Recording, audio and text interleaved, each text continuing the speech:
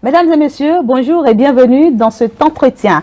Lorsqu'on considère le triste spectacle que celui du sombre tableau que présente le monde aujourd'hui en 2020 comme un monde des morts, des blessés et surtout une opinion internationale profondément remuée, traumatisée et toujours divisée, c'est le cas de tous les jours en Israël, en Palestine, en Irak, en Syrie, en Afghanistan, en Somalie, au Nigeria, pour ne citer que ces pays-là. Et lorsqu'on met cette situation en équation avec tout ce qui a été investi, réalisé ou suggéré comme la construction des centres, des maisons pour éduquer, former et expérimenter dialogue sur la paix ou encore des différentes colloques, symposiums. La chaire UNESCO sur les dialogues interreligieux et interculturels pour réfléchir, penser, produire et élaborer des recommandations, des programmes pour la paix et la sécurité. Le constat conduit à une inadéquation entre l'investissement et le problème à solutionner. Il se pose alors la question sur le rôle des dialogues interreligieux et interculturels. Autrement dit, les dialogues interreligieux et interculturels sont-ils la vraie voie de sortie des conflits interreligieux? Dans cet entretien, un spécialiste de la question nous dévoilera le problème ou les problématiques empêchant nos États à un bon dialogue, gage de la paix et de la sécurité sociale. Je reçois donc sur ce plateau, bien sûr, Dr Augustin Corsi Aroga. Il est enseignant, chercheur. Docteur, bonsoir. Bonsoir, madame. Bienvenue dans les locaux de ETélé. Merci beaucoup. Et bien sûr, nos téléspectateurs voudraient bien sûr mieux vous connaître, docteur. Merci. On m'appelle Aroga Corsi Augustin. Donc, je suis docteur en théologie. Ma spécialité, c'est l'anthropologie religieuse. D'accord. Je suis occupé à réfléchir sur l'homme. Et j'ai aussi participé au dialogue interreligieux. Et c'est par rapport à ça que je me suis intéressé, investi pour essayer de voir le dialogue en Afrique. Alors, on va commencer par cette question, docteur. Que peut-on comprendre réellement par dialogue sur le plan large du thème? Bon, avant qu'on le commence, je réponds à votre question. Permettez-moi quand même de saluer le directeur de cette maison et qui, ayant appris ce que j'ai fait comme recherche, a dit mais il faut partager un peu vos découvertes avec notre peuple. Évidemment. Et là, je vois que sa vision sur les médias est beaucoup plus large que la vision commune. Parce que très souvent, on pense que les médias ont pour rôle de diffuser les insolites. Mais lui, par cette vision, il montre que le rôle d'éducation des médias est important parce qu'inviter quelqu'un qui a fait des recherches pour partager, c'est échanger, pour faire découvrir. Ça a l'aspect d'éducation. Et j'en suis vraiment reconnaissant. Et je voudrais dire merci. Et aux téléspectateurs qui nous regardent, je vous invite peut-être à une patience parce que écouter un aspect de la réalité quotidienne auquel on n'est pas habitué, pendant 80 minutes, il faut faire un choix. De toute façon, ce sera un échange vraiment riche. D'accord, j'espère qu'à la fin, vous serez bouillonné de questions pour que nous puissions continuer la suite après. Alors, je cherchais à comprendre le sens qu'on peut donner au dialogue sur le plan large du thème. Oui, le dialogue. Quand on le dit comme ça, c'est un concept. Et le concept est beaucoup élaboré par le monde occidental. Mais la réalité désirée par le dialogue est complexe. C'est vaste. Oui. Et très souvent, ce que je fais avec mes étudiants, au lieu de rester dans le concept qui ne dit pas beaucoup de choses, pour nous les Africains, je nous emmène souvent à revoir ou à dire les choses par notre moyen. Et c'est comme ça que si je dois définir le dialogue, j'allais suggérer en disant par exemple, j'ai écrit quelque chose ici, on ne peut pas labourer, semer et récolter le même jour. Pas évident. C'est pas possible. On ne peut pas peindre du noir sur du noir. Impossible. On ne peut pas peindre du blanc sur du blanc. Impossible. Ça veut dire que... Ça n'aura aucun sens. Oui. Il faut du noir et du blanc pour qu'on puisse vraiment avoir ça. Donc, prendre deux choses pour en constituer, ça c'est ça le principe du dialogue. Mais le dialogue touche tous les domaines de l'existence. C'est un bien humain précieux, mais que la majorité des humains n'en est pas consciente et ne cherche pas à bien comprendre. Par conséquent, on n'arrive pas à gérer ce bien précieux que nous avons, qui est le dialogue. Et vous savez que le dialogue intervient dans beaucoup de choses. Et lorsque on prend, dans le cas spécifique, nous sommes dans le cas religieux, mais le dialogue intéresse toutes les activités de l'humain, mais surtout quand on prend les gros blocs. Par exemple, c'est bon, le commun du Béninois, il parle de l'État, mais il parle des religions.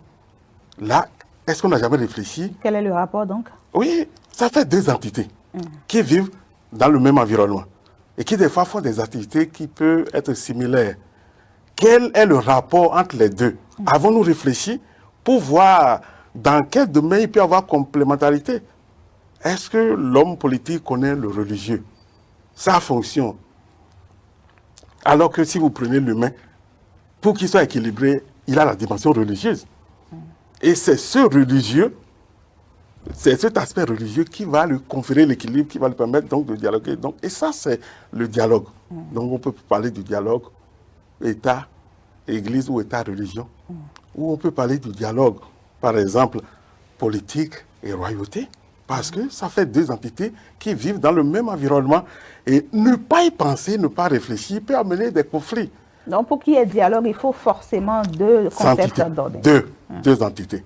Et maintenant, pour qu'ils puissent dialoguer, il faut obligatoirement la connaissance de l'autre. Sinon, la présence ne suffit pas au dialogue. On peut être présent sans dialoguer. On aura l'occasion donc de développer cela après. Donc, le dialogue signifie deux choses. Mais pour qu'on parle de dialogue, il faut une recherche de compréhension de l'autre. C'est cette démarche qui enclenche le processus de dialogue. Sinon, on peut être présent. Et justement, je voudrais qu'on s'intéresse à présent à celui interreligieux. Que peut-on vraiment comprendre par ce thème? Vous voyez, le dialogue interreligieux. Parce que l'homme ne s'intéresse pas beaucoup au dialogue. Le seul endroit où il va parler du dialogue, c'est lorsqu'on vient dans le cas de religion. Et l'Africain est foncièrement religieux. Il ne peut exister ni fonctionner sans sa croyance. C'est rare de trouver des athées, même si on dit qu'il est athée, c'est pas sûr. On peut le découvrir. Alors, parce que des fois, sa religion n'est pas réfléchie et que c'est une adhésion affective sans réflexion, il n'arrive pas à dire, mais l'autre qui n'a pas la même forme ou la même manière de croire que moi, alors, est-ce que je peux le connaître? Est-ce que je peux échanger avec lui? Non, parce que c'est affectif seulement. Alors là, il dit, j'ai raison, c'est moi qui ai la vérité, toi tu n'en as pas. Et c'est là les conflits. Et ces conflits font qu'on voit partout. Et c'est pour ça que les gens disent, s'il y a conflit, allons chercher. Donc, ici, ce dialogue, c'est parti toujours du conflit. C'est le conflit qui occasionne. Les religions occasionnent de conflits. Parce que très souvent, on n'a pas eu le temps donc, de bien comprendre. C'est pourquoi on parle de nos moments de dialogue interreligieux. Un effort, une recherche de solutions. Mais ailleurs, où les spécialistes ont vu que le dialogue est une réalité incontournable, source de développement, ils ont réfléchi. Et on a dû développer ce qu'on appelle la typologie du dialogue. C'est ça. Pour permettre de dire, mais quels sont les types de dialogue qui existent? Et pour les localiser, pour dire, si on veut aller dialoguer, on n'improvise pas la résolution du conflit. Il doit y avoir des mécanismes. C'est pour ça que dans la typologie du dialogue permet d'enseigner les gens qui vont dans les écoles pour être des agents de réconciliation. Tantôt, vous avez parlé de dialogue suite à des conflits. Est-ce que ça dit qu'on ne peut pas enclencher un dialogue juste pour faire un état des lieux d'une situation, par exemple? Au fait, ce que je propose, c'est de ne pas attendre le conflit Voilà. pour faire le dialogue. Et ce dialogue, c'est un peu comme on s'entend pour découvrir, pour dire mais qui suis-je? Et si je veux revenir à ça, je parle même de dialogue. L'individu doit faire un dialogue entre lui. Se réconcilier avec soi, c'est une approche de dialoguer. Est-ce que vous connaissez? C'est une question. L'Africain se connaît-il? Religieusement, culturellement, est-ce qu'il se connaît? Alors le dialogue que je propose, c'est si on veut entreprendre ce dialogue, il faut chercher à connaître qui suis-je, religieusement, culturellement, nos valeurs. Est-ce que nous les connaissons encore? Elles s'expriment aujourd'hui dans le monde globalisé. Comment? Sans faire cette approche, sans entreprendre cette approche, on n'est pas en train de dialoguer. Mais le dialogue, ce n'est pas seulement entre les humains, c'est entre le cosmos. Le cosmos, c'est notre environnement. Et cet environnement, qu'est-ce qu'il nous livre comme message, comme défi? Et si on n'entreprend pas pour comprendre ces défis, on ne peut pas aller chercher ou résoudre les problèmes qui nous posent. Et cette démarche-là, c'est ce que j'appelle le dialogue. Donc, c'est ça un peu. Et justement, pourquoi est-ce que vous, docteur, pourquoi est-ce que vous avez consacré des années sur le dialogue pour en proposer une approche africaine? Ah, ça, c'est une question fondamentale et vous m'amenez à vous restituer un peu ma démarche dialogale de mon identité. Pourquoi pas? Au fait, premièrement, mon histoire est une histoire de dialogue. Dialogue interreligieux. Moi, je suis né dans le village et j'ai grandi jusqu'à la puberté, c'est-à-dire à l'adolescence. Et j'ai été initié. Vous voyez mon nom. Vous avez été initié? Oui, à quoi? J'ai été initié aux croyances africaines. Quand j'étais un enfant. Et vous comprendrez cela parce que mon grand-père Aoga, au fait, ce n'était pas son nom. Il est un devin. Et à l'époque, il n'y a pas de médecine, il n'y a rien. Alors, il est si puissant dans la guérison des plantes. Ça encore, c'est un dialogue. On ne peut pas avoir un guérisseur des plantes qui ne pratique pas normalement la divination. Parce que quand le mal vient, il faut consulter pour voir est-ce que c'est d'origine, je dirais, culturelle ou c'est d'origine biologique. Donc, quand il consulte, c'est le dialogue entre normalement la guérison et puis le diagnostic. Il est tellement fort que... Et il était lancé, il avait 2,05 m. C'est ça qui explique qu'on dit devin élancé, Ao no Gaga. C'est ça qui est devenu Ao. Donc mon père a hérité donc, la guérison par les plantes. Et étant fils aîné, parce que pour mon père, nous sommes 9. Mais je suis parmi les 4 premiers, le seul garçon. Donc c'est comme ça que j'ai été initié. Je suivais papa pour comprendre les plantes, comment faire. Initié aussi un peu à la divination. Donc c'est cette histoire. Et concomitamment à cette appartenance, je dirais, aux religions endogènes. Aujourd'hui, nous disons religion endogène, mais sinon, académiquement, le mot pour désigner les croyances africaines, c'est religion traditionnelle africaine. C'est au Bénin que nous, on est en train, donc, en anthropologie et en sociologie, de donner religion endogène. Sinon, vous sortez d'ici, vous arrivez dans d'autres pays. J'ai eu l'occasion d'aller dans ces pays. Quand vous étudiez les religions, on dit religion traditionnelle africaine. Oui, chez nous, on dit religion endogène. C'est une forme d'utilisation du vaudou. C'est-à-dire les intellectuels pensent pour donner une valeur au vaudou. Il faut parler de l'endogène. Oui, oui. Donc, c'est pour ça qu'on parle de religion endogène. Donc, et donc, vous étiez en train de raconter votre vie. Concomitamment à ça, donc, j'ai été aussi au christianisme. Parce qu'à l'école... Après votre non, cumulativement que je vivais ça. Ça, c'est une patrimoine. C'était dans quelle optique? C'était une obligation ou c'était par recherche? Non, en fait, lorsque vous allez à l'école, qu'est-ce que l'école nous a fait? Nous a arraché de notre culture et nous a fait comprendre d'autres choses. Et dans cette chose qui a été comprise, donc il y a le christianisme, sur lequel je reviendrai. Donc j'ai hérité le christianisme par rapport à l'école. Donc j'allais à l'église. Et donc j'ai été à l'église. Et n'eût été mon papa, je devais devenir prêtre. Wow. Et c'est lui qui a refusé. Le seul fils. Avoir été un initié de la religion zandogène, mais c'était pas une incompatibilité à l'époque. C'était pas incompatible. Donc, et je me suis contenté donc du 4e sacrement qui est normalement la communion solennelle, je l'ai eu. Donc c'est là où je m'étais arrêté. Si papa n'avait pas refusé, je serais rentré au séminaire. Donc ça veut dire que vous alliez à l'église et vous étiez aussi de l'autre côté. Mais oui. Comment est-ce que ça se faisait comment au fait, vous gérez les deux? À l'époque, ça c'est vers les années 60, 69, 66, là, il n'y a pas incompatibilité. Il n'y a pas incompatibilité. Hein. Même des fois, les gens venaient de l'église voir papa. Oui, il n'y avait pas incompatibilité. C'est pourquoi je parlais que mon histoire est dialoguable. C'est interculturel. C'est interreligieux. Oui, donc j'allais faire ça là. Mais ce n'était pas tout. Donc, alors j'ai dû quitter le village, oui, pour des raisons de menaces de puissance occulte. Vous étiez déjà vous aviez trop de puissance? Non, pas ça. Pas ça, pour être clair. Donc, il y a un problème de sorcellerie. Qui a commencé à vous emmerder. Oui, à m'emmerder. Et puis, bon, j'ai un oncle qui a dit, bon, il faut quitter le village. Donc, c'est comme ça que j'ai quitté. Au risque de perdre votre vie. Oui, et arrivé là-bas, donc, j'ai continué mes études. C'était à Parakou. De Parakou, je suis arrivé à Boycon. Et puis, donc, j'ai fait Boycon, j'ai fait le lycée. C'est au lycée, en classe de terminale, que j'ai rencontré, donc, une autre catégorie. Donc, je suis dans ce qu'on va appeler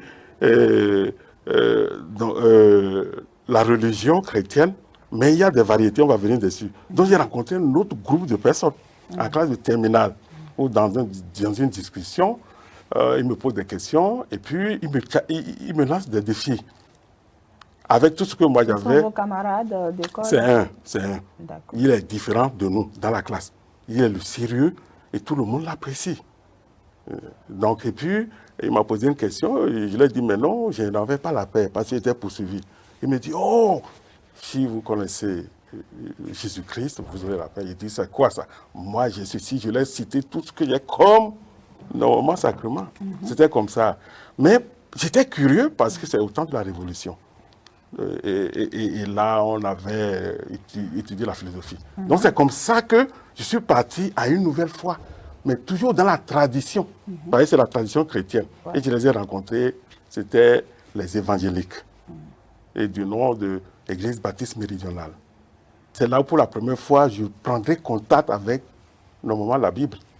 Sinon, jusque-là, je n'ai jamais touché, je ne veux pas. Mais bien que vous ayez tous ces sacrements, vous n'avez pas pris contact de la Bible? Non, en fait, dans la tradition, à l'époque, dans la tradition catholique, c'est le clergé qui, normalement, étudie pour le laïc. Et c'est le jour que j'ai pris ma communion solennelle que j'ai mis la main dans la Bible. Ça a fait mon premier contact. Bon. Elle est définitive. La Bible n'était pas accessible à tous? Non, c'était pas accessible. Ouais. Et donc, vous avez pris connaissance avec la Bible? Et c'est avec eux. Et eux autres, c'est le contraire. À tous les élèves qui étaient capables, ils nous ont donné le Nouveau Testament. Et c'est comme ça que j'ai commencé par lire le Nouveau Testament. Et j'ai fait une expérience avec eux. C'est comme ça que, c'était un défi pour moi. Mon arrière-plan, religion endogène, le catholicisme, je trouve encore une autre évangélique. Donc, eux autres, ils m'ont challengé parce qu'il fallait lire et discuter. Donc, après cette expérience, je suis arrivé à l'université. C'est là où j'ai rencontré un groupe, on appelle le groupe biblique, des élèves étudiants, qui étudient la Bible avec une approche scientifique. C'était ça le déclic dans ma vie. J'ai dit, donc il y a une possibilité. Alors il y a une autre façon. Donc c'est comme ça que j'ai fait. Et c'est avec eux que, quand j'ai fini ma maîtrise en économie, alors donc je suis parti me faire former en théologie en France. Ouais, j'ai fait une autre maîtrise pour apprendre l'approche. Vous voyez que ma vie est dialogale, donc j'ai appris, vous voyez un peu avec, mais c'est toujours dans la même tradition, la tradition normalement chrétienne. Oui. Alors, pensez-vous que votre approche pourra apporter la solution aux maux qui minent l'Afrique aujourd'hui? Bon, je pense que pour répondre aux gens pour qu'ils me suivent, c'est bon de savoir que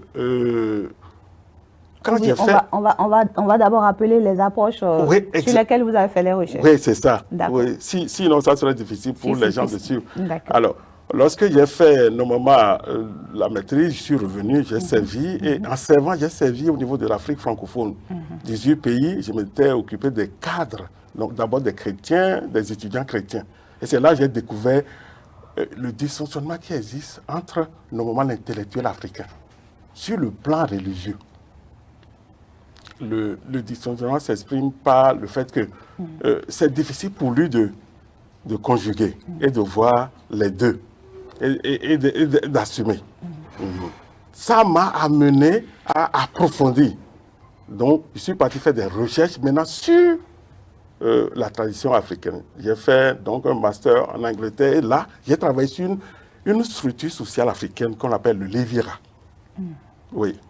Lorsque quelqu'un meurt, On prend son frère. oui, et puis il n'a pas eu d'enfant. Il n'a pas eu d'enfant. Alors, donc, normalement, son frère prend sa femme et les enfants, comme lui appartiennent.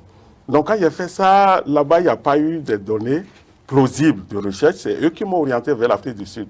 Pour dire, si je veux faire des recherches sur les réalités africaines, je ne peux pas trouver matière ou personne spécialiste pour accompagner. Donc, je suis parti à l'Afrique du Sud. Donc, j'étais donc en train de partir faire cette recherche lorsque j'ai été interpellé par normalement un conflit dans mon ethnie, parce que je suis parti. Voilà. Oui, et c'est ce conflit qui m'a amené à dire, mais au lieu donc de continuer les recherches uniquement sur certaines structures sociales africaines, je l'ai orienté vers la résolution donc de ce conflit. D'où le Madir. Oui, d'où le Madir. Voilà. Donc, j'ai fait la recherche pendant 7 ans. Mais ce n'est pas une recherche normalement théorique, c'est empirique. Et c'est à partir de la résolution donc, de conflits que j'ai fait sortir l'approche. Ça veut dire que ma recherche a été ce qu'on appelle la recherche stratégique. C'est un objet de recherche, mais qui est associé aux réalités contextuelles. Et de là, on bâtit le matériel. C'est ça la stratégie de recherche. Donc, mon modèle s'appuie sur ce qu'on appelle la stratégie de recherche. Jusque-là, on fait beaucoup de recherches, mais on fait dans les bibliothèques.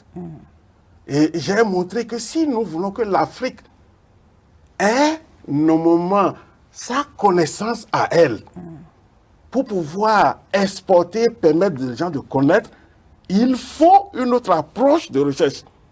Au lieu de faire les recherches sur ce que les autres ont déjà recherché, nous devons faire les recherches à partir de nos réalités. C'est la motivation principale qui m'a amené donc à aller faire cette recherche sur le dialogue. Et ça a été concret. Donc, après la résolution, alors j'avais sorti un modèle qui est basé sur nos réalités. Et c'est pour ça qu'on l'appelle modèle africain du dialogue donc religieux. Le Madir, comme je le disais. Et je demandais si vous pensez que cette approche pourra apporter quelque chose, pourra apporter une solution aux problèmes que vivent, n'est-ce pas, nos États africains. Oui, et je pense que jusque-là, quels sont les grands problèmes que tout le monde soulève, vont crier? Nous avons un problème vraiment d'identité. L'intellectuel africain a une crise d'identité en ce sens que ce qui lui appartient en ce qui concerne culture et foi, il ne le maîtrise pas parce que quand il va à l'école, on lui a d'abord enseigné, par l'esclavage, qu'il est moins humain. L'Africain. Ah oui, ça a été fait et ça a été démontré. Même le Code noir a développé ça. Et lorsqu'on fait l'hiérarchie des âmes, l'âme humaine, c'est l'âme du blanc. Et le rang inférieur, c'est les Indiens. Et les Africains sont normalement en bas. Les derniers. Les derniers, et c'est ça qui explique pourquoi on ne nous considère pas comme des humains. C'est à favoriser le traitement de l'esclavage. C'est pour ça qu'on peut marquer le noir. Vous voyez, c'est cette mentalité. Cette étiquette-là. Cette étiquette, oui. Oui, donc nous ne sommes que moins humains. Et ça, c'est important de comprendre. Et des fois, nous-mêmes, nous acceptons que nous sommes moins que humains. On n'avait pas le choix, non? On a bien le choix. Ah oui. Là, avant, au moment où nos parents subissaient l'esclavage, on n'avait pas le choix. Ouais. Mais maintenant, nous avons été à leur école. Nous avons compris. Le moment de la négritude, tout ça s'est développé. Et quand on nous met dans les mêmes conditions, eux-mêmes, ils ne voient pas notre poussière comme on dit en Afrique. Est-ce que ils voyaient déjà les potentialités que nous avons si entre-temps on ouvrait les yeux? Oui, en fait, je crois que dans la rencontre, et que eux autres, ils avaient eu cette victoire dans les premières rencontres, c'est qu'ils se disent, mais bon, non, ce n'est pas des humains. Parce que le développement des sciences sociales et à l'époque, le XVIIIe siècle, ont favorisé ça là. Le développement des sciences sociales dit quoi? Qu'il y a une hiérarchisation de la société. Que toute société qui existe commence par, normalement, la sauvagerie. Toute société. Toute société. C'est ça ce que Auguste Comte, l'anthropologue, a développé. Donc il y a la sauvagerie, la barbarie et la civilisation. Donc si on prend un peu, on doit classer, vous êtes où? Soit vous êtes à la sauvagerie, vous êtes à la barbarie, vous êtes à la civilisation. Et quand on regarde l'Afrique, on le dit, on est à la sauvagerie. Nous faisions quoi avec la nature? C'est pour ça qu'on nous classe comme ça. Donc vous voyez, le développement même de la science sociale, avec ses présuppositions. Et cette science anthropologique, sociologique que nous avons, c'est ça qu'on nous a enseigné. Et quand on nous enseigne, qu'avons-nous fait de cette science? Nous les répétons. Simplement. Simplement. Et quelqu'un parle de péréquotage, nous péréquons. Et mon approche dit, mais non, on a écrit sur nous. On nous a fait croire que c'est comme ça que nous sommes. Mais il faut faire des recherches pour montrer, non, nous ne sommes pas comme ça. Donc, quand on parle d'anthropologie, on doit parler d'anthropologie africaine. Vous avez vu que les philosophes ont commencé. On a parlé de la philosophie africaine. Ouais. Et vous avez, ça, c'est un mouvement. C'est l'intellectuel africain qui découvre, non, je peux. Alors, je me pose la question aux philosophes qui disent la philosophie africaine. Des fois, l'illusion, c'est que vous les interrogez, connaissent beaucoup ces philosophes occidentaux. Et je dis, mais quelle est l'approche africaine de la philosophie? Quelle a été la démarche qui a été effectuée pour faire sortir la philosophie africaine? Et je dis, pour faire ça, là, nos parents n'ont pas d'écriture, on nous appelle le peuple verbomoteur. Ça veut dire quoi? C'est le verbe, ce n'est pas le verbe que nous communiquons. Oui, les gestes qu'on ne peut pas transcrire souvent et la parole. Et des fois, le geste parle, nos corps parlent. Donc c'est comme ça. C'est pourquoi nos tantam parlent. Tout ce qui a fait, ça parle. Et parce que nous communiquons par ces moyens, par l'écriture. Donc c'est ça, c'est ce qu'on appelle le verbomoteur. Je dis, si on veut découvrir la philosophie africaine, ce n'est pas en lisant dans les livres sur les philosophes qu'on va découvrir. On a besoin de les connaître, le dialogue. Mais nous, on doit faire une démarche. Donc mon approche dit, si moi je veux, par exemple, faire pour qu'on ait la philosophie Marie, vous n'ouvrez pas ça dans un livre. Voici, vous verrez ça, il faut aller questionner. Allez chez nos chanteurs. Vous voulez connaître la philosophie, il faut étudier et transcrire les paroles dans les chants des Gagnons, des Alokpon, des Bézé. Il y a l'aspect philosophique qui serait Marie, que la démarche que je propose va pour chercher. Et comme ça, si on transcrit désormais, on peut avoir la pensée Marie, par exemple, sur la fin, sur le déterminisme. Parce que c'est des thèmes philosophiques. C'est ça. Il y en a plein. J'ai commencé par les étudier. Le déterminisme qu'on voit en philosophie, comment est-ce que chez le Marie ça s'exprime? Il faut interroger les chants. Vous avez commencé par le Marie parce que vous-même vous êtes Marie. Je suis Marie. Ma démarche est comme ça. Et je dis, c'est une démarche ethnologique. C'est-à-dire, moi je parle Marie. Pour aller faire des recherches, d'abord, je suis de Marie, j'ai un arrière-plan, j'ai des parents. Et il faut retourner pour aller faire. Et c'est l'intellectuel qui fait ce dialogue. C'est lui qui, avec la science qu'il a appris, les méthodes de recherche, va vers ses parents. Et en allant vers ses parents, alors, il communique. Le travail est facile. Et c'est difficile. Et c'est ça que nous ferons si on ne peut pas avoir développement, nous ne pouvons pas apporter quelque chose de nous pour le reste du monde. Quand je prends le Bénin maintenant, quelle est la philosophie, par exemple, des Bariba sur le déterminisme, si on dit le hasard? Si je dis, si vous prenez le maquis, moi je l'ai étudié, c'est pourquoi je l'ai fait. Et je vous dis, dans l'approche que j'ai développée, lorsque j'ai effectué le retour, j'ai découvert normalement que je n'étais pas un vrai maquis. Ah bon? Ah oui, on peut être des maquis, mais une fois que j'ai été à l'école, j'ai appris chez le blanc, il y a des choses que je ne comprenais pas. J'ai réappris à parler le maquis. Pour déterminer un maquis, au fait, il y a le patrimoine, il y a le sang, mais il y a aussi l'expression qui s'exprime par la danse, qui s'exprime par l'approche, la méthode de pensée. Et vous ne pouvez pas rester à Cotonou et développer et comprendre. Non. Donc c'est pourquoi je parle d'une approche incarnationnelle. Il faut s'incarner dans sa propre culture et faire sortir les réalités telles que ceux qui la vivent l'expriment et non ce que nous on écrit dessus. C'est pourquoi mon approche dit le chercheur ne devait pas aller interpréter. Sa méthode doit être faire sortir qu'est-ce que les gens eux-mêmes s'expriment. Et c'est ça qu'il faut transcrire pour permettre aux gens de comprendre. Vous avez parlé tout à l'heure des recherches que vous avez faites puisque vous étiez marié. Est-ce que vous avez pu élargir lesquelles recherches? Vous avez pu élargir ces recherches-là à d'autres régions? Non, au fait, ce que je fais, c'est qu'il faut que ma recherche serve déjà mon peuple. Il faut que les intellectuels maris, par exemple, soient au courant, qu'ils savent ça. Et dans mon approche méthodologique, c'est ce que j'ai fait. La première chose que j'ai fait, c'est de dire, mais y a-t-il un regroupement maquis? Parce que si tu fais des recherches, c'est ça d'abord.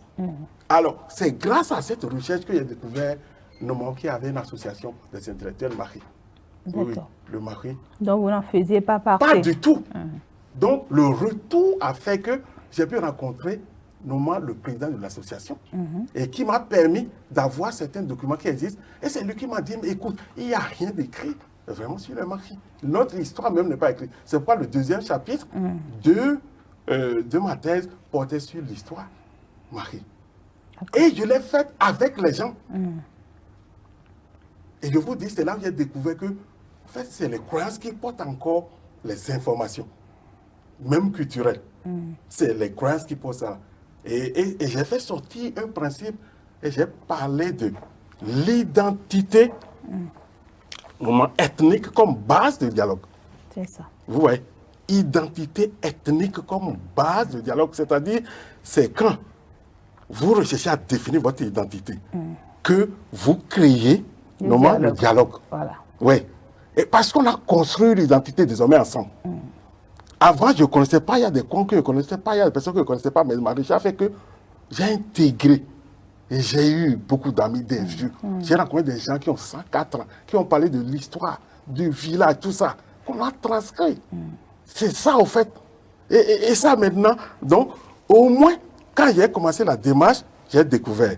Et il y a tous les troisièmes week-ends de novembre, une rencontre pour les maris. Grâce à vous. Et non, il le faisait. Mais moi, j'ai découvert. Et maintenant, je voyais beaucoup de jeunes intellectuels maris. Pour aller s'informer. Pour aller s'informer. Pour aller suivre la réalité de leur région. Parce que comment on va découvrir nos valeurs africaines en étant à Cotonou, en étant ailleurs. C'est là. Et là où on se regroupe. Et lorsque les gens se regroupaient, les chantres viennent. Ils invitent les chantres. Ils chantent les valeurs. Et le rôle de l'intellectuel qui est le chercheur, c'est de transcrire. Parce que sans ça, vous n'allez pas comprendre. Non. Alors jusque-là, je ne connais pas votre ethnie, mais je fais chez moi. Le Bariba fait, et c'est. Et puis on publie. On va commencer par faire émerger les réalités. Forcément. Et c'est sur ça qu'on va faire les analyses. C'est pourquoi je parle donc de l'identité ethnique comme base de dialogue. Et le second principe, l'histoire culturelle comme favorisant la confiance mutuelle. Parce qu'on a construit l'histoire ensemble. Je vous raconte pour vous permettre de comprendre ça. Si. Le jour de la rencontre, où il y a d'un côté, il y a fait interreligieux entre un groupe chrétien, Assemblée de Dieu, et les Vaudounos. D'accord. Oui.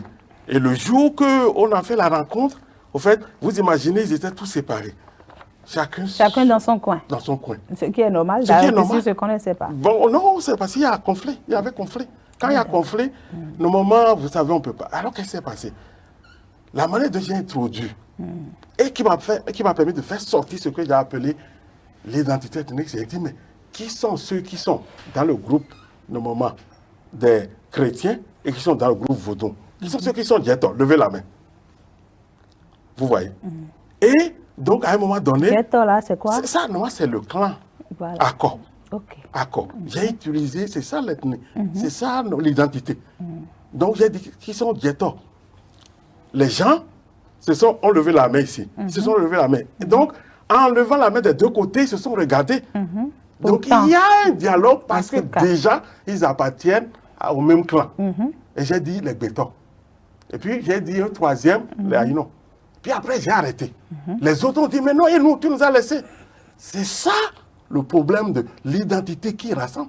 Donc, ils savent qu'il est diéton là-bas, il est diéton ici. Alors que jusque-là, ils ne savaient pas. Ils ne savaient pas et ils étaient en conflit. Ils ruminaient des choses à l'intérieur. C'est ça le principe de l'identité ethnique comme base du dialogue. À partir de là, alors ils ont commencé à dire, donc, il est la même, c'est comme ça qu'on l'a construit. Et le climat qui était suspicieux est tombé. Voilà. Tendu. Et puis ils ont commencé par rire. On a pu aborder des questions pratiques. N'est-ce pas? Jusqu'à toucher les problèmes religieux entre les deux. Donc c'est une expérience. Le professeur Thévo a fait publier ça dans sa revue. D'accord. Alors, très bon développement, mais je souhaite qu'on aille un peu plus en profondeur, n'est-ce pas, sur votre recherche, le MADI, le modèle africain du dialogue interreligieux. On veut plus comprendre, docteur. D'accord, merci. L'approche a 3 phases. Voilà. La première, c'est la phase préparatoire. Qui consiste à quoi? Qui consiste, premièrement, à celui qui vient entreprendre la recherche, le chercheur, donc moi.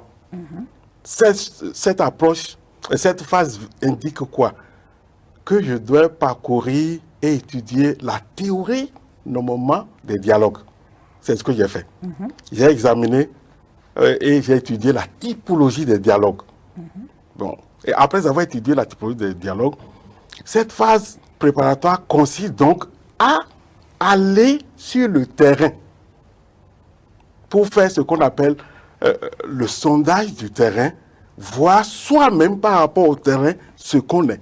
La phase exploratoire, ça c'est ça. C'est dans cette phase exploratoire que j'ai découvert mon incapacité à communiquer.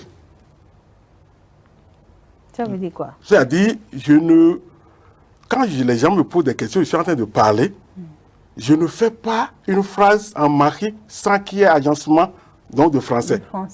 Jusqu'à ce qu'un homme me dit je ne sais pas si vous voyez. Si. Ça veut dire converser sans mélanger le français, c'était difficile et je ne me rendais pas compte. Il a fallu aller, et c'est cette phase préparatoire qui m'a fait découvrir. Ça veut dire quoi? Quand je suis revenu, alors je m'étais inscrit pour vraiment étudier la langue fond. Ma fille est alphabétisatrice et elle m'a trouvé le syllabais. J'ai donc commencé par apprendre à parler. Le fond. Le fond. D'abord. Bien sûr, parce que c'est une langue où ils ont la même racine. Il y a les accents. Elle se complète. Oui. Et le fait de commencer par l'apprendre, mon cerveau a commencé par remémorer, à faire les choses, les idiomes, à revenir. La deuxième chose que la phase exploratoire m'a permis de découvrir, c'est que quand j'étais parti, il y a des cérémonies, il y a des moments où les gens dansent. Et voilà, moi, le chercheur qui vient. Et des fois, c'est le Tchengmen. Vous connaissez les marqués avec le Tchengmen. Vous mettez à danser avec les gens? Non, le premier moment, il ne pouvait pas danser. Parce que vous ne savez pas danser? Non, je ne savais pas danser. Au retour chez moi, j'ai mis 6 mois pour apprendre à danser. Aujourd'hui, mon sport que je fais même, c'est ça. C'est la danse. C'est la danse Tchengmen. C'est ça. Et je vous dis, pour vous montrer la réalité que l'intégration du chercheur dans son environnement capital, s'identifier normalement à son propre peuple, ce n'est pas parler le français, c'est parler la langue, dialoguer avec eux. C'est aussi connaître son rythme Mais connaître le rythme, c'est pas avoir le goût de jouer dans la radio, tout ça. Mais est-ce que tu peux danser? Donc, et quand je suis reparti, après, parce que j'ai fait 7 ans. Pour cette phase d'exploitation, quand je suis reparti, et les gens étaient dansés. Le jour que je suis rentré dans le chemin, j'ai commencé à danser, et j'ai vraiment dansé. Mais c'est l'épargne. Les gens mettaient sur vous. Et ils étaient contents, parce que ce n'est plus le Akowé qui était venu vers eux. Qui était venu vers eux, mais il a une intégration. Il s'est intégré. Donc, cette phrase est fondamentale pour l'exploration. Donc, il y a des choses que j'ai apprises. C'est pour mieux comprendre le dialogue que je m'étais associé normalement au centre de professeur Thévo Edjang pour suivre des cours, pour faire des choses. L'anthropologie avec le professeur Aguessi. Cette phase préparatoire a fait tout ça. C'est ça. Pour bien comprendre la sociologie, l'anthropologie du peuple. Alors, je m'étais abonné à un spécialiste de ce qu'on appelle anthropologie du geste, Marcel Jousse. Il a un grand centre. Il a utilisé ça toute sa vie, il est mort, mais puis le centre continue. C'est là où j'ai appris le sens des rythmes, le sens des gestes. Parce que les gestes ont de sens depuis l'enfance. Donc, ça, c'est la phase préparatoire. Vous voyez que donc ce n'est pas une recherche où on va seulement pour enregistrer. Il y a la phase d'intégration. Dans cette phase préparatoire où tu intègres, la dernière chose que j'ai fait là, c'est de trouver des intermédiaires.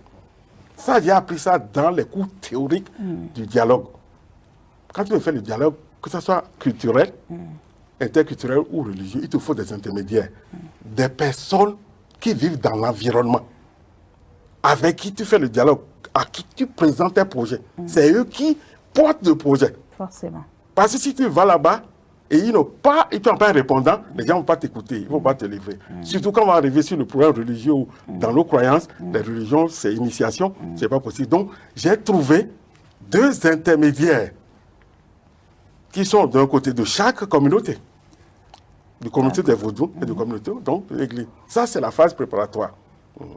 Maintenant, la deuxième phase, c'est la phase exploratoire.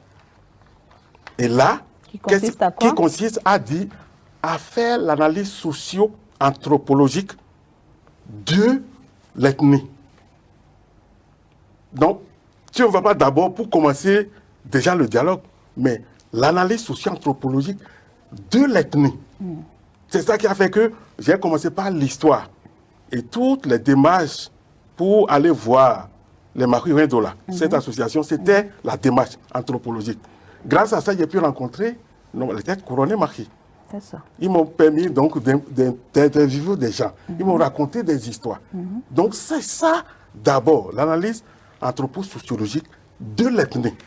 C'est ça qui va te permettre, quand tu seras avec les gens, de les connaître, de les comprendre, pour ne pas leur attribuer tes pensées, pour que ça soit eux, ceux qui s'expriment. Donc, après cette phase d'analyse socio-anthropologique, il y a maintenant l'intégration religieuse dans les 2 communautés en conflit.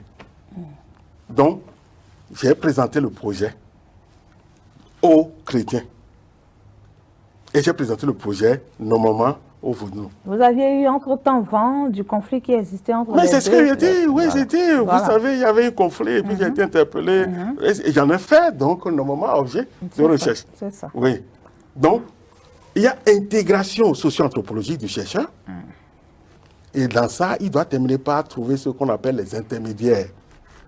C'est nécessaire. C'est fondamental. Fondamental. Sinon, vous ne pouvez pas obtenir. C'est eux qui vous introduisent. Et après, j'ai élaboré les critères des intermédiaires. Il doit y avoir des gens qui vérifient certains critères. Donc, influents dans la communauté. Quand ils parlent, on les écoute, on leur fait confiance. S'ils ne sont pas crédibles, vous ne pouvez pas obtenir les informations des 2. Donc, c'est comme ça. Donc, après l'intégration socio-anthropologique, il y a l'intégration religieuse des 2 communautés. Mais ce que j'ai amené, qui permet que je sois avec chaque communauté, c'est l'histoire marquée. D'accord. Oui, c'est pour ça que j'ai fait sortir le principe. Il faut dire, mais quelle est notre histoire? Et c'est cette histoire qu'il soit dans l'église ou dans le vaudou, il est marqué, il connaît. Donc, j'ai eu affaire avec eux, des rencontres où chacun essaie de raconter. C'est là où j'ai découvert que le peuple qui n'a pas l'écriture l'histoire doit se faire collectivement. C'est ça. Parce que c'est quand ils sont en groupe que quand quelqu'un raconte un pan de l'histoire, ça rappelle à l'autre. Et ainsi de suite. C'est pourquoi la méthode de collecte, je l'ai appelée, normalement, c'est l'entretien collectif. Il faut que ça soit en groupe. Parce que seul, il n'y a pas la mémoire collective. La mémoire collective, lorsqu'elle est ensemble, et lorsqu'une partie, ça suscite. Ça a été comme ça. Les idées viennent de partout. Exact. Donc, vous voyez, intégration religieuse des deux communautés. Et c'est ça qui va permettre, il faut que ça soit autour de quelque chose qui les rassemble. Ils sont conscients que je suis venu pour le dialogue, les deux. Et c'est annoncé.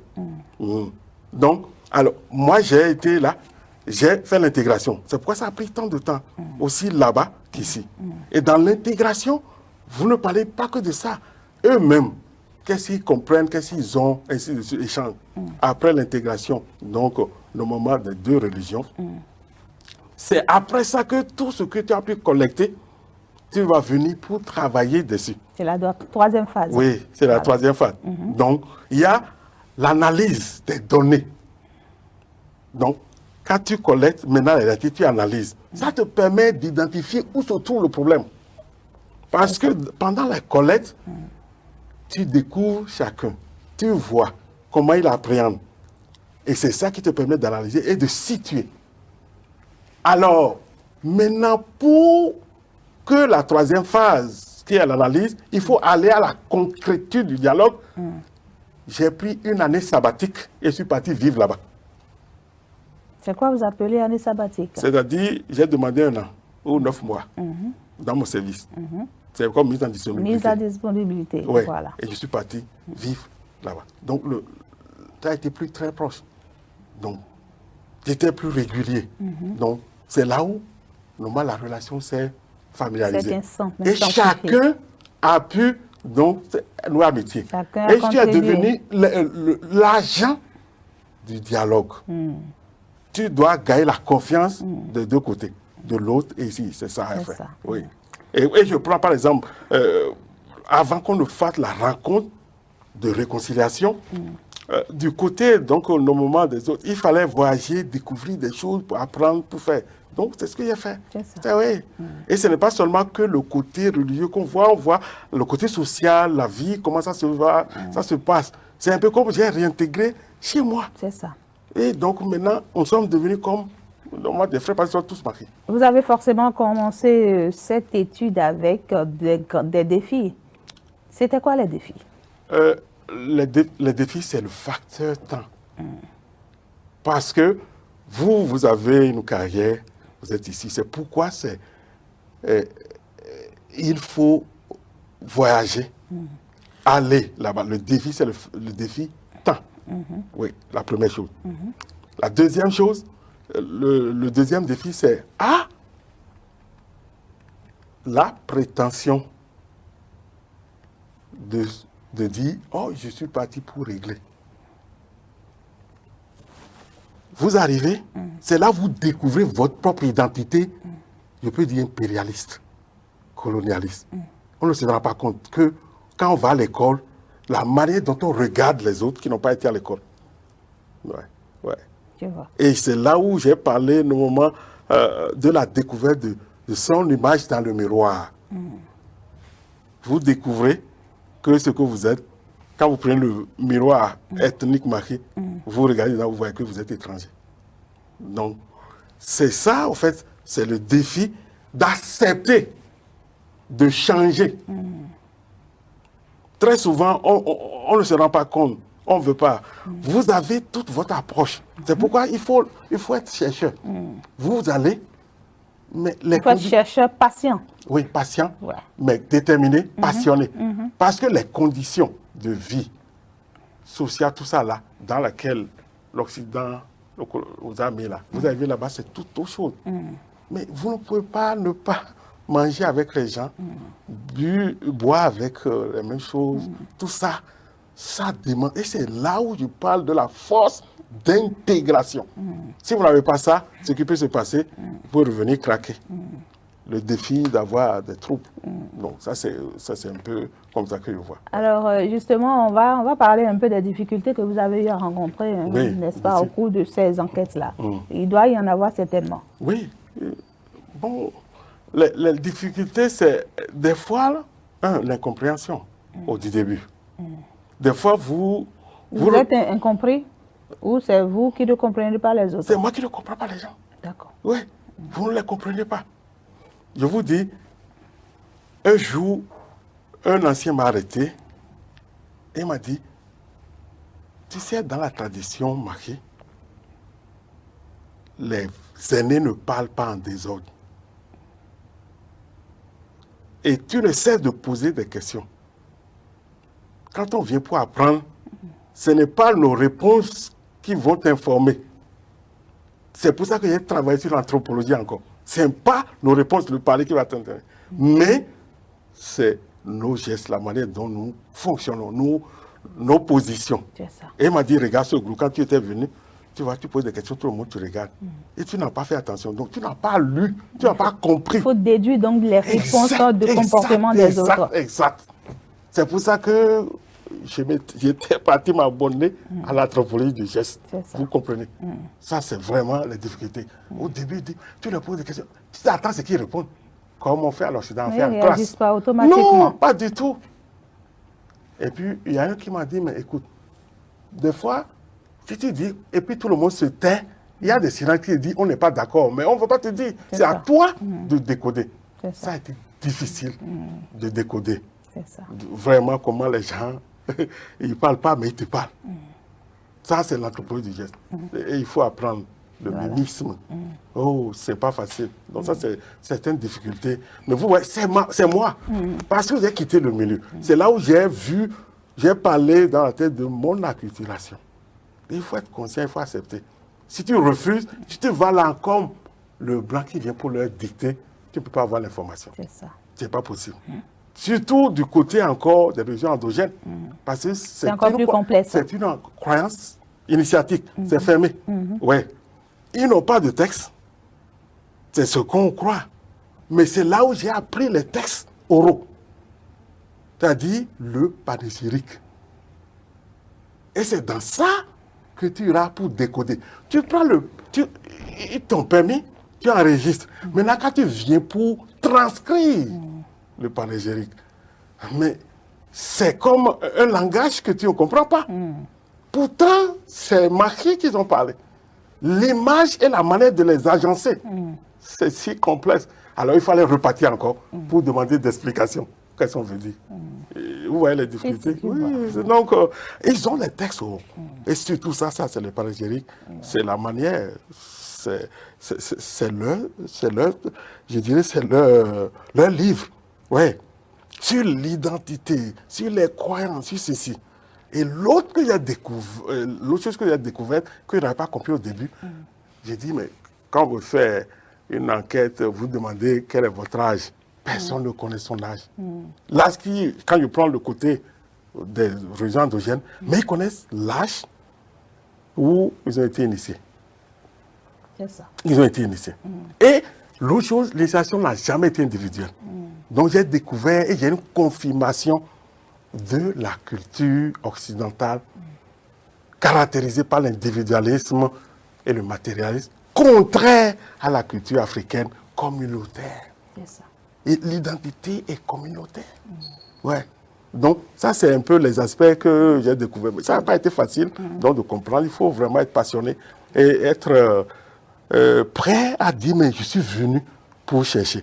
Aller dans l'Afrique profonde pour comprendre, il faut vraiment dire, c'est une réalité, c'est un grand défi et il ne faut pas échouer. Justement, est-ce qu'au regard de tout ce que vous venez d'énumérer en ce qui concerne vos défis et les efforts que vous avez consentis, est-ce que vous semblez avoir atteint les objectifs attendus? Oui, le premier objectif, c'est que j'ai été transformé. Transformé comment? En quoi? Le chercheur africain qui utilise Madi, il revient transformé. C'est ça. Oui. Son identité illusionniste, conflictuelle, religieux et culturel il découvre Osho. Ça, c'est la première chose. C'est pourquoi il dit que c'est la solution pour l'Afrique. Parce que si nous voulons bâtir l'Afrique, qui sont ceux qui veulent bâtir? Est-ce que c'est des Africains ignorants dans la peau occidentale qui vont bâtir, ou bien les Africains qui sont conscients et qui sont devenus Africains, mais avec la capacité est-ce que c'est ces Africains qui vont construire? C'est ça un peu. Donc, première chose, la transformation du chercheur. C'est ça. Parce que si la méthode peut te transformer, tu règles le problème d'identité. Ouais. Alors, vous avez vu que j'ai réglé mon problème d'identité. Forcément. Je parle mieux. Je ne peux pas dire que je comprends tous les jours maintenant. L'occasion pour moi de lire la Bible en fond. Je commence, quand on me donne de prêcher, je fais en fond. Alors qu'avant, c'était toujours en français. C'est ça. Non. Deuxième chose, le rythme, c'est ignorant.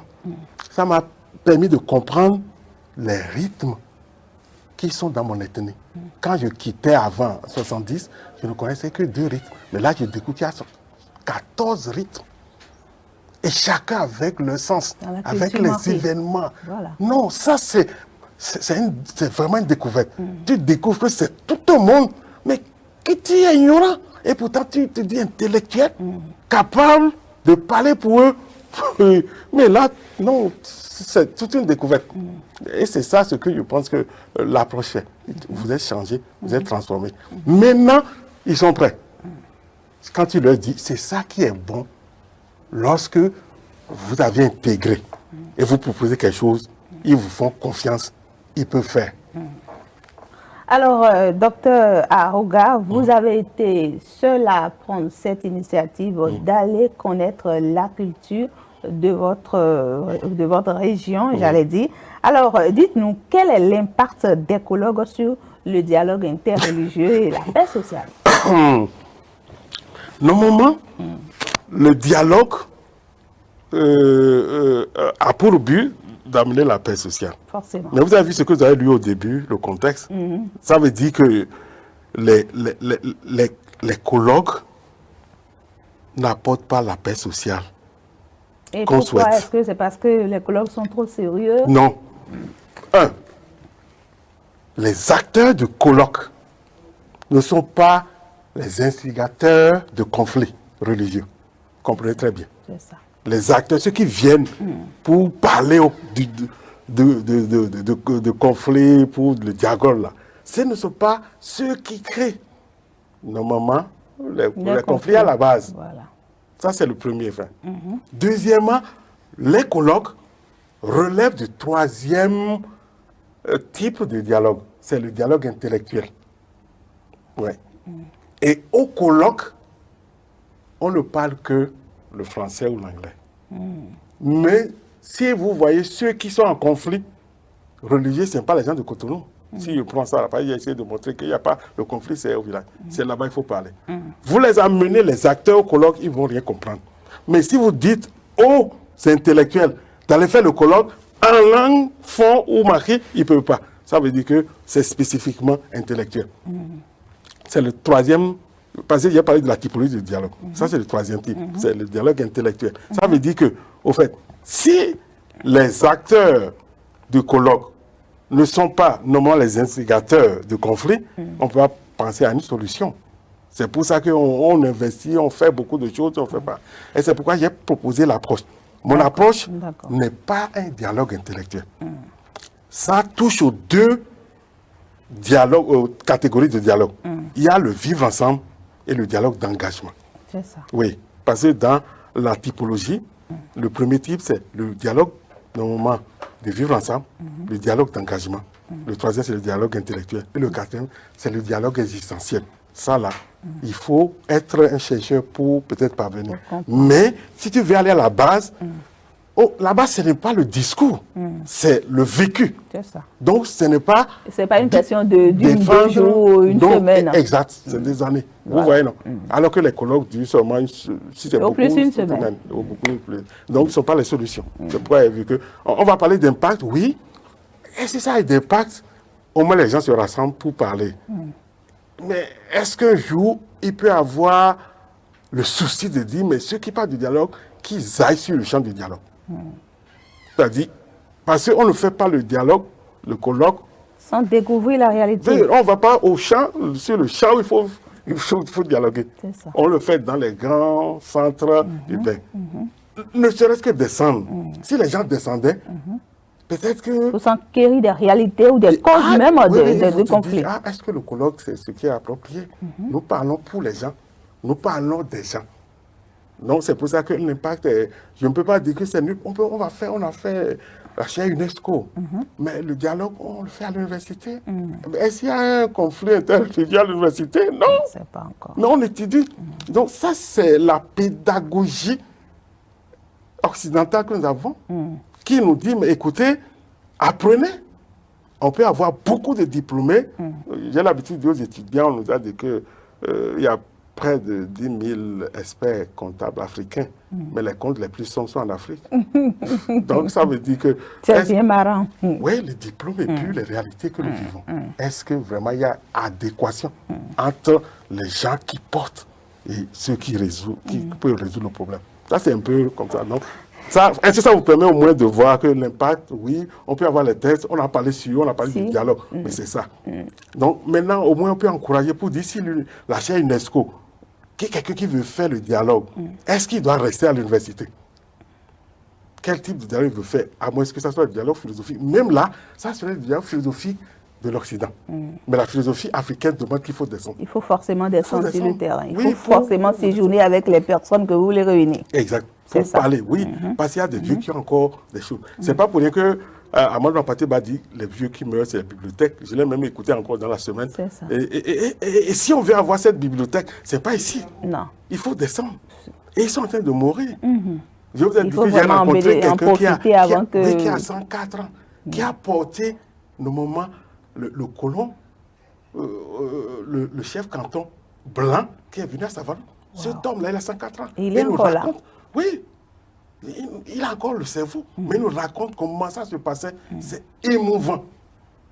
Alors, qu'est-ce que vous faites pour imposer peut-être votre approche ou le MADI, n'est-ce pas, aux réalités estudiantines? Non, en fait, vous, en me permettant de parler, vous êtes en train de diffuser, de divulguer pour que les gens découvrent.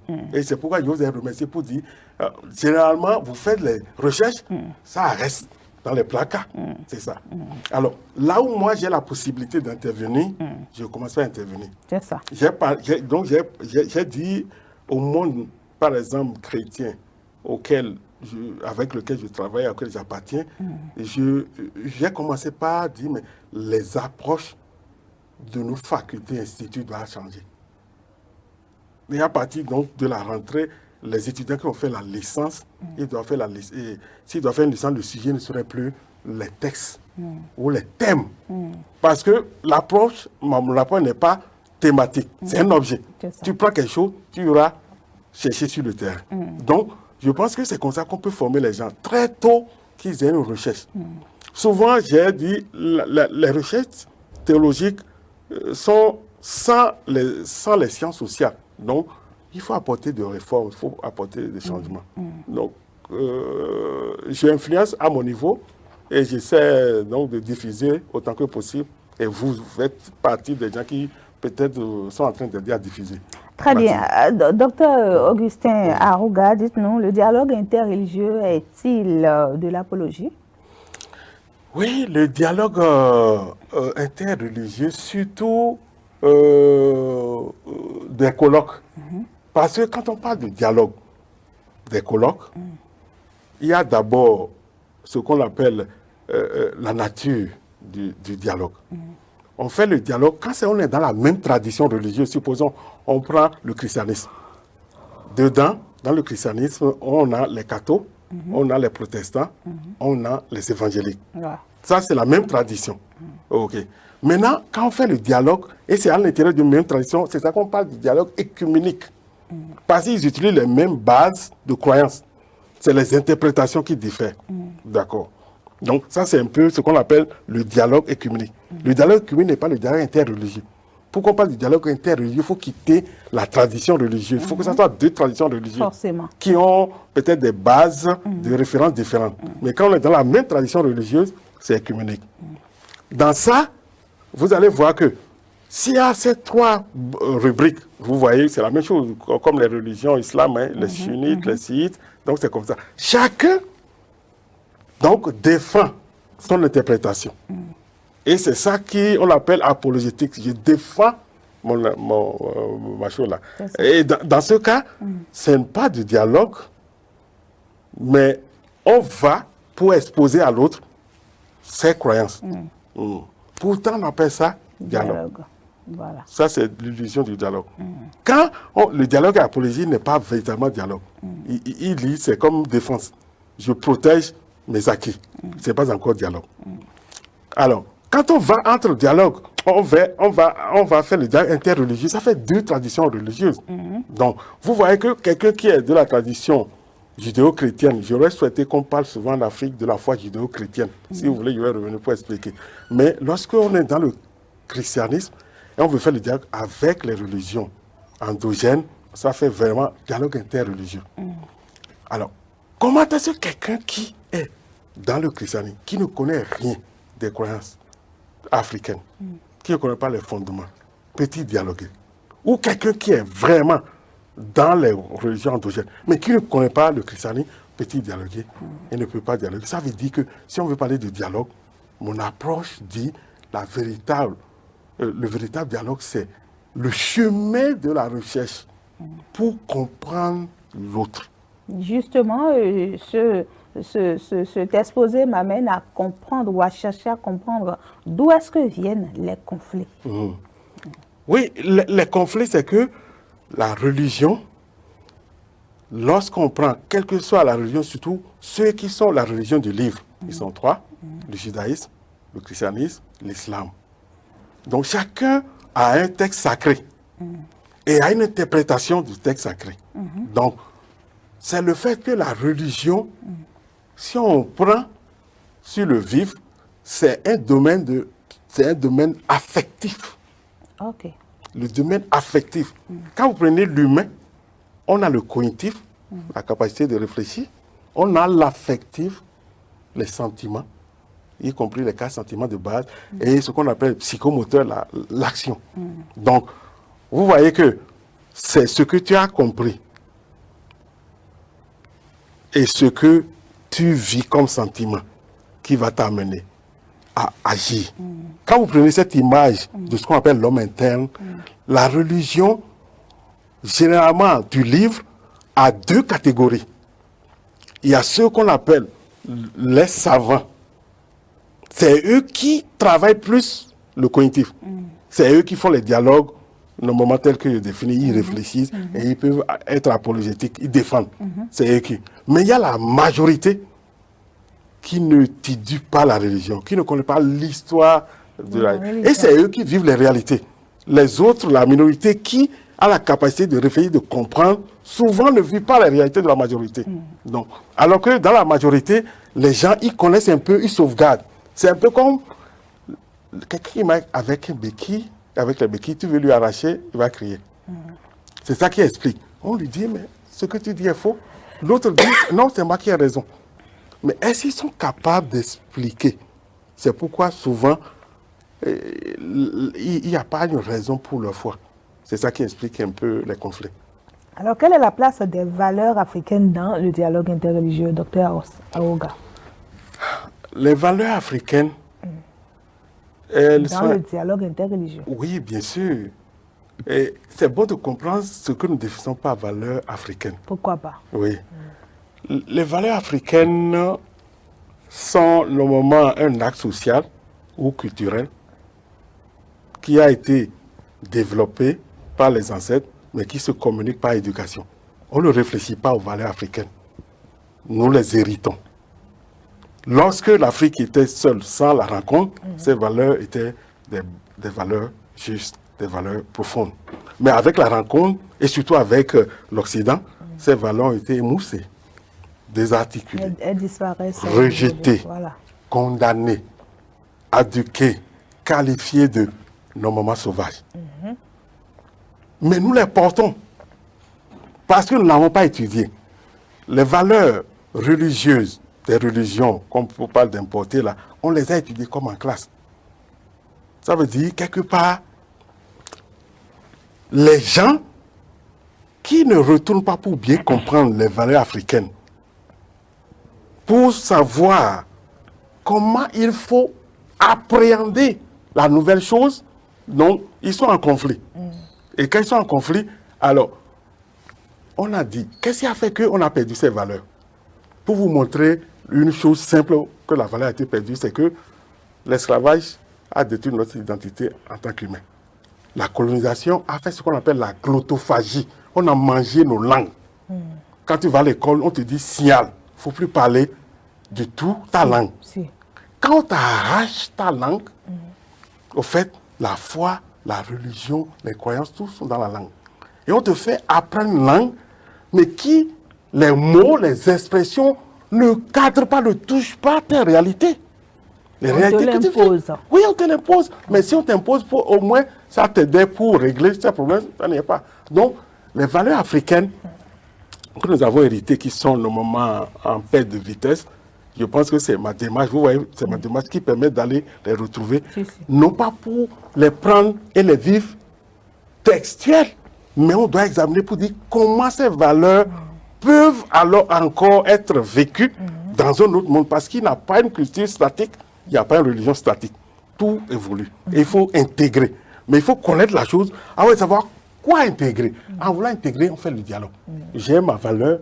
Quand je la mets aujourd'hui, elle ne peut plus fonctionner bien, mais qu'est-ce que je peux prendre chez l'autre pour l'améliorer? Comme ça, je la garde, mais je la fais évoluer.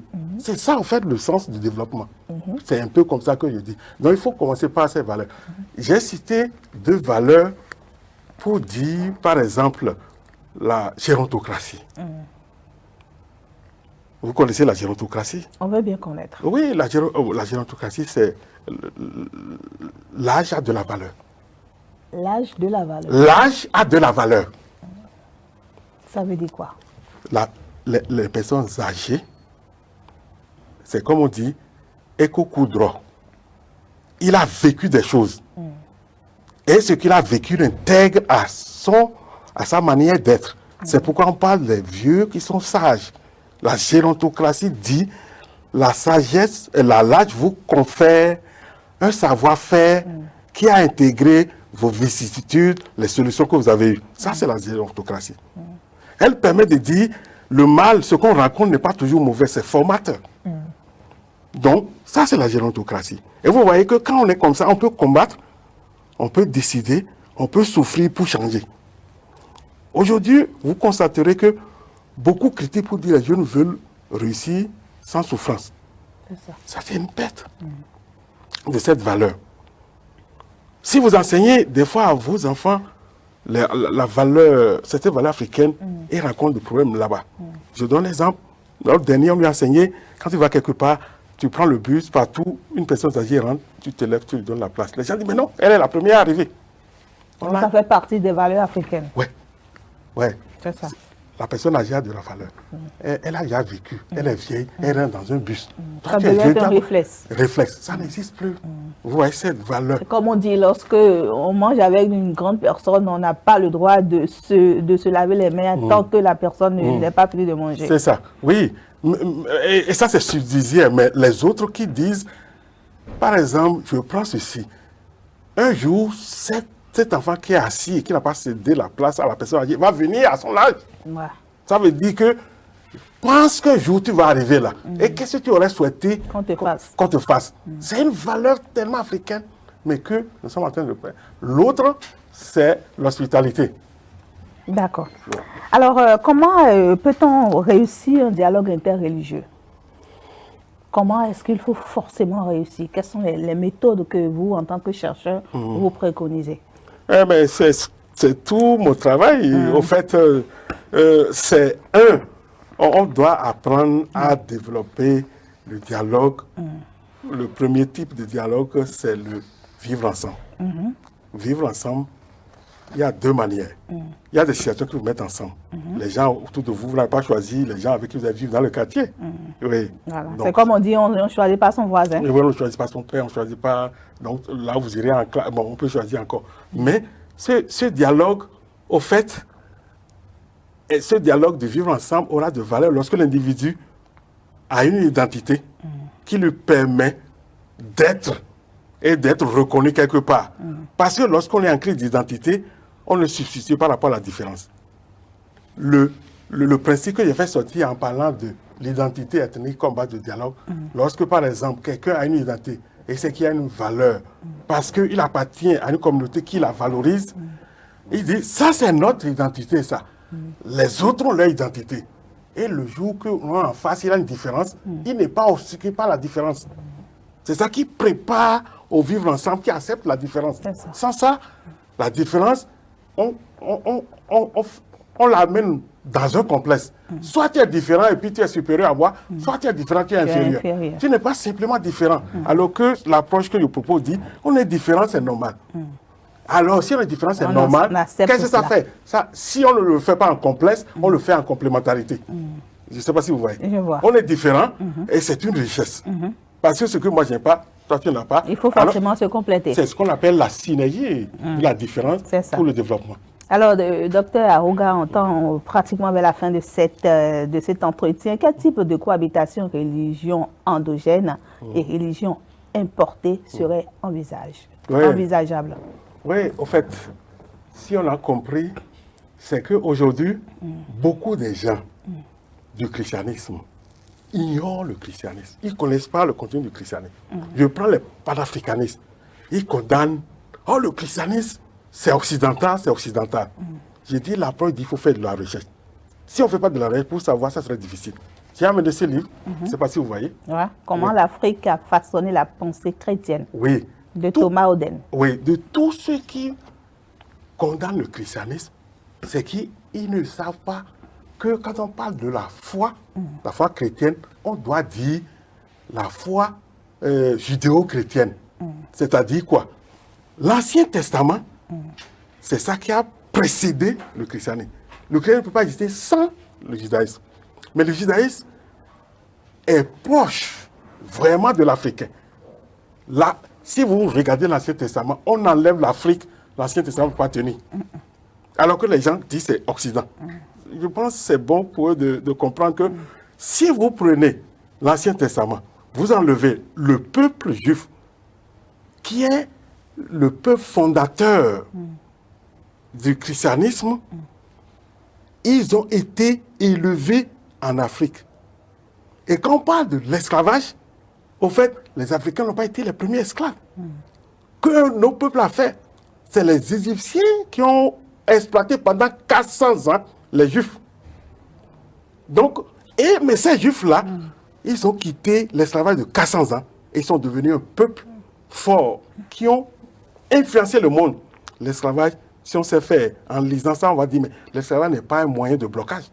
C'est un éveil. Parce que les Juifs ont fait ça. Et ils sont sortis, ils sont devenus normalement un peuple de référence. Ça veut dire, l'Afrique, parce qu'on parle de l'Égypte, a été esclavagiste. Les Juifs ont vécu là-bas. Ils sont sortis. Deuxième chose, l'auteur qui fonde ce qu'on appelle le Pentateuque, c'est les 5 premiers livres de l'Ancien Testament, il a été élevé par Pharaon. Moïse a été l'enfant adopté de Pharaon. Et s'il n'a pas été élevé par Pharaon, il ne peut pas écrire ça. Donc on ne peut pas dire que l'Afrique n'est pas dans la Bible. Si on enlève l'Afrique, la Bible n'aurait plus son sens. Non. Même Jésus, quand il était jeune, il a été hébergé. Non seulement il a été hébergé, le jour qu'il allait pour la crucifixion, c'est Simon de Cyrène qui a porté la croix avec lui. Donc l'Afrique est dans la Bible. Et des fois, par l'ignorance, on ne sait pas. En connaissant ça, on va dire, mais qu'est-ce qu'ils ont fait? Étudions le peuple juif qui a été esclave comme nous. Qu'est-ce qui leur a donné la capacité, après avoir été esclave, de devenir un peuple de référence? C'est le dialogue qui permet de dire, allons chercher chez l'autre, même si ce n'est pas la foi religieuse. Historiquement parlant, on peut apprendre. Ça, c'est un peu comme ça que je dis. Maintenant, quand on vient à la foi chrétienne, ce livre dit, les grands penseurs qui ont fait la doctrine chrétienne, ils étaient à Carthage, l'Afrique du Nord, les Saint-Augustin, ils étaient tous, la théologie a été conçue en Afrique. C'est ce qu'il a fait, cette démonstration. C'est cette histoire qui n'est pas connu et que l'Occident ne permet pas de comprendre. Et lui, l'Occident, mais pourtant, l'a fait sortir. Nous, on enseigne ça. Moi, je suis spécialiste de l'Ancien Testament. C'est pour ça que j'enseigne. C'est un fait historique. Et quand nous ne connaissons pas notre histoire, Kizerbo dit, nous souffrons d'une maladie. Vous savez comment il l'a appelé? Non. Historiaminose. Wow. C'est-à-dire, il faut connaître son histoire pour ne pas répéter les erreurs, C'est ça. mais pour en puiser, pour développer la nouvelle chose. On va finir avec cette préoccupation, Oui. docteur Aroga. Dans le contexte actuel, qu'est-ce que vous proposez aux dirigeants de nos nations africaines? Et si vous avez vu tout ce que j'ai fait, je pense que un peuple, pour se développer, pour faire, doit frayer son chemin de recherche. Ça veut dire l'école, l'université doit être refondue et que les recherches soient prioritaires. Parce que c'est quand nous avons des gens capables d'aller chercher à comprendre les réalités contextuelles, parce qu'ils ont la capacité, qu'ils peuvent identifier en découvrant normalement les problèmes, comment il faut régler. Tant que nous n'allons pas prendre cela comme priorité et que nous importons, quelle que soit, je dirais, la pédagogie qu'on aurait fait ailleurs, et que si elle ne nous encourage pas à aller faire notre propre recherche pour solutionner nous-mêmes la solution, on ne peut pas se développer. Et je termine en disant, une manière, par exemple, de développer ça en Afrique, c'est développer l'école de métier. Vous savez, le métier, c'est quelqu'un qui ne connaît pas beaucoup la théorie, mais qui connaît beaucoup la pratique et qui règle les problèmes. Vous prenez les ingénieurs, ils peuvent concevoir la maison, mais s'il n'y a pas les maçons, les tâcherons, on ne peut pas dormir.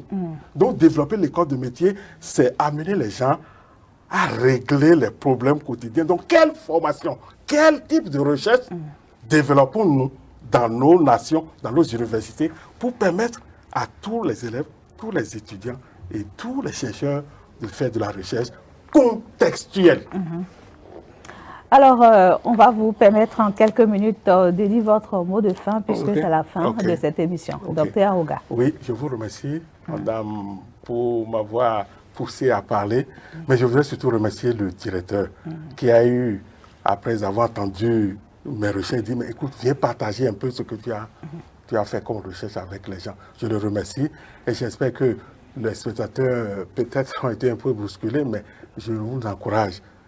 Vous me regardez, quel type de recherche voulez-vous faire? Qu'allez-vous apporter à votre nation? Ne souffrez pas le problème de l'insignifiance. Les Occidentaux nous ont fait croire que nos problèmes nous dépassent. Et quand nous les regardons, on dit, ah, moi, je ne peux rien. Tu peux, si tu veux, aller chercher la solution. Mais personne ne viendra chercher.